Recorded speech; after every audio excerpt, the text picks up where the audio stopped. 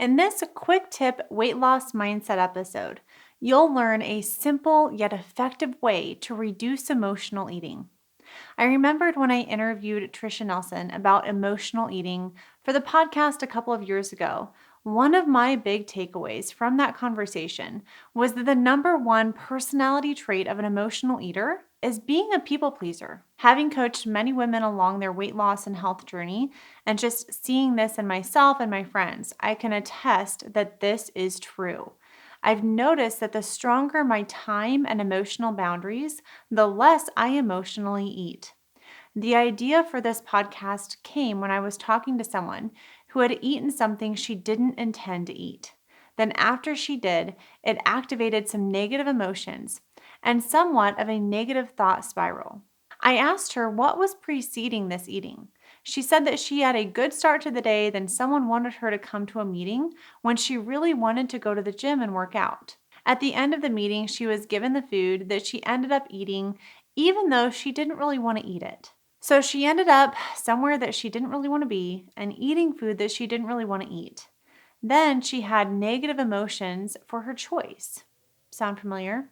We've all done this in some way, shape, or form.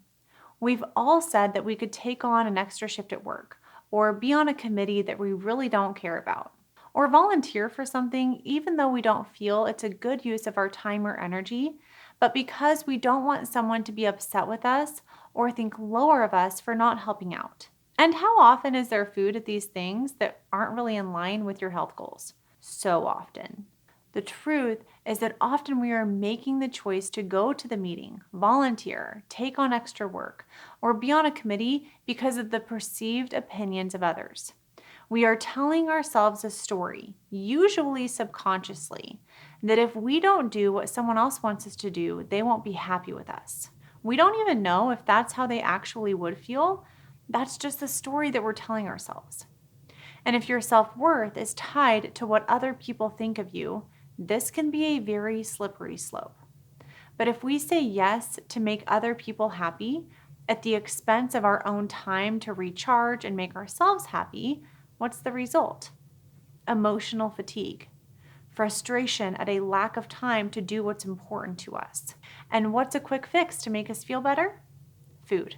Usually something that's sweet or salty, because those refined carbs stimulate our dopamine receptors in our brains to help us feel better. If you just do what makes you happy, you'll be less likely to turn to food to make you happy. This involves first, knowing what makes you happy, and second, setting stronger boundaries around the people and experiences that don't make you happy. Try to get to the place where you only say yes to things that light you up. Even if you're really good at something, that doesn't mean that you have to say yes. It's good to take some time and consider where your people-pleasing tendencies come from. Often they come from childhood, where you had to be an emotional chameleon to keep your parents happy.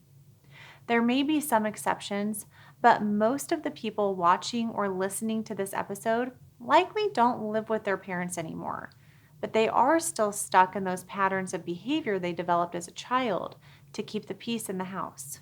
Other common examples from childhood are finishing all their food because they were scolded if they weren't part of the clean plate club, or viewing food as scarce as an adult because it really was scarce as a child.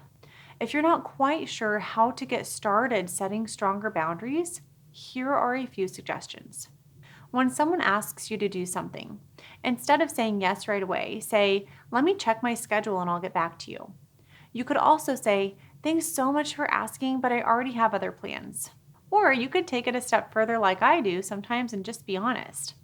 This last New Year's, we had about 3 party invitations, and I told one of them, "Thank you for the invitation. I really appreciate it. But in order to guard my emotional energy for our launch in January, I'm probably going to be cuddling my husband on the couch watching TV." She looked at me like I had 2 heads, and then she realized that I was actually serious. And I'm able to be so blunt because I know my batteries are recharged cuddling with my husband at night while we watch TV, not socializing at a party. I know that floats some people's boats, but as an introvert, it's not mine. I know that and I own it. I have done the thought work to understand what lights me up and what doesn't.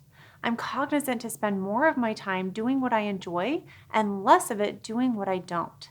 This leads to better feeling emotions, which leads to less emotional eating. To help you take action on this episode, I would love to see you think of 3 things that really do recharge your batteries. Maybe it's reading, exercising, spending time with your loved ones, going out to eat with girlfriends, making dinner with your family, going for a walk, getting a massage, anything that you love doing. Then think of something that you're considering committing to or are already committed to, but don't really want to be doing it. Think of a way you can politely decline or back out to make more time in your calendar for things that do really light you up.